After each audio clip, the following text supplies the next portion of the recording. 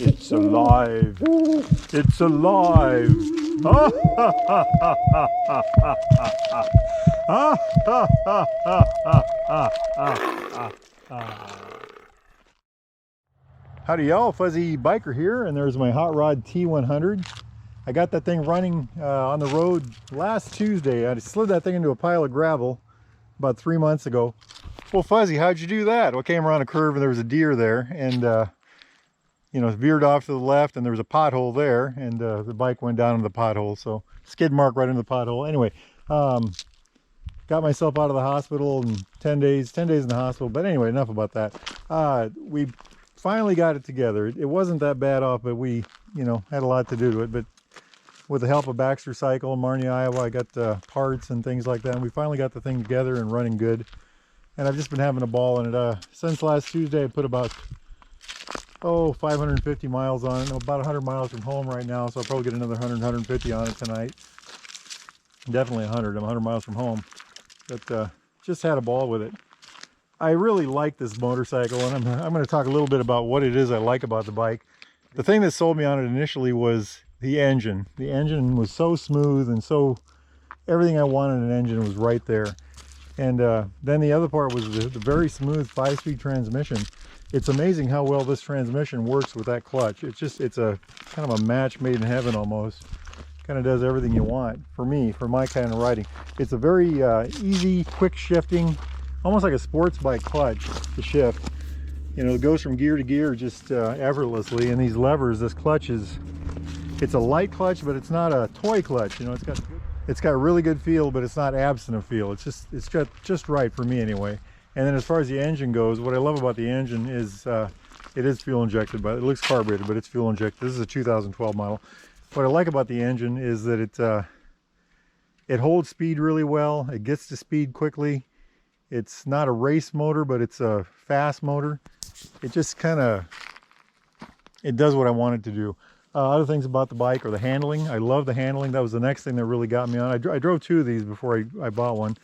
And the handling is superb on these things.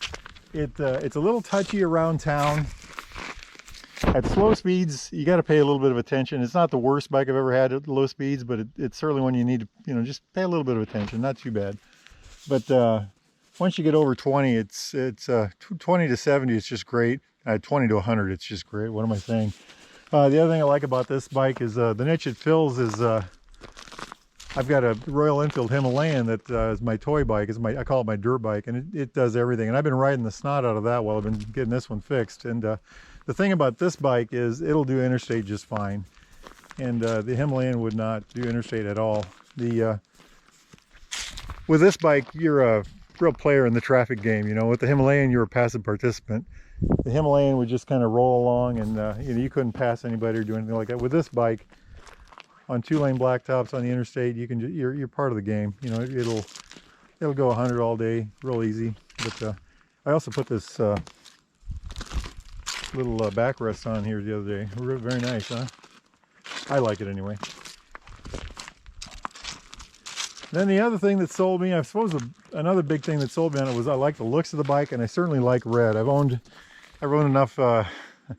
I've owned more red motorcycles than I've got fingers and toes. So this is another one. Kind of biased towards them, but very good bike. So when the bike got wrecked, there's still some damage here. You can see like the little bit of the mirror here and the bit of the fender right there. This was trashed. I lost the fairing. The fairing that I've got on there is gone. The bag got trashed, and I think I put some polish on it today, make it look a little better. But it holds and it works. So I don't know what I'm going to do about that. Anyway, that's another story altogether, right? Oh, lost the brake lever, throttle cables, things like that, you know. But anyway, it's all back together and running great, and I'm just having a ball on it.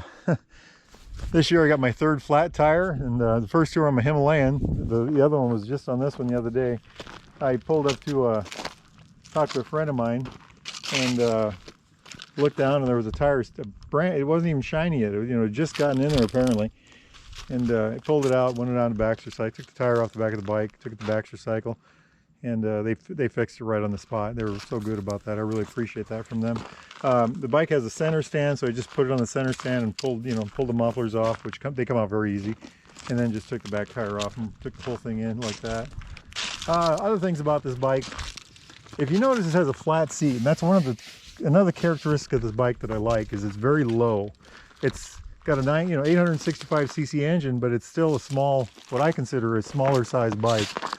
And this flat seat, I grew up on bikes with flat seats, so I'm kind of used to that kind of thing. After my youth, though, those kind of bikes, you didn't find those anymore. They just kind of disappeared from the planet, except for on Triumphs. And I got to tell you, I just love this one. The first day I got it, I put a couple 100 miles on it that day on this bike, and I had a little trouble with it.